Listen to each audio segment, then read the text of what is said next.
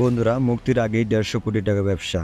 কিছুদিন আগে মুক্তি পেয়েছে ভুলভুলাইয়া 3 ছবির টিজার। আর এই টিজারেই বাজিমাত করেছে কার্তিক আরিয়ান ও তৃপ্তি ডিমরি অভিনীত ছবিটি। জানা গেছে ভুলভুলাইয়া ছবির তৃতীয় মৌসুম মুক্তির আগে নির্মাতারা এই ছবি থেকে মোটা অঙ্ক পকেটে ভরেছেন। আনিস বাজমি পরিচালিত ভুলভুলাইয়া 3 ছবির মুক্তির দিন যত এগিয়ে আসছে, ছবিটিতে ঘিরে দর্শকের আগ্রহ ততই বাড়ছে। এই ভৌতিক হাসির ছবির মাধ্যমে নির্মাতা এক ঝুড়ি চমক দিতে চলেছেন।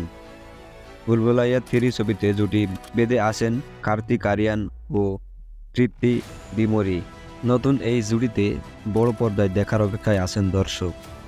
ভুলভুলাইয়া 3 ছবির ট্রেলার 6 অক্টোবর মুম্বাইয়ে এক অনুষ্ঠানের মধ্য দিয়ে মুক্তি পাওয়ার কথা। ছবিটি দিওয়ালিয়া উপলক্ষে আগামী 1 নভেম্বর মুক্তি পাবে।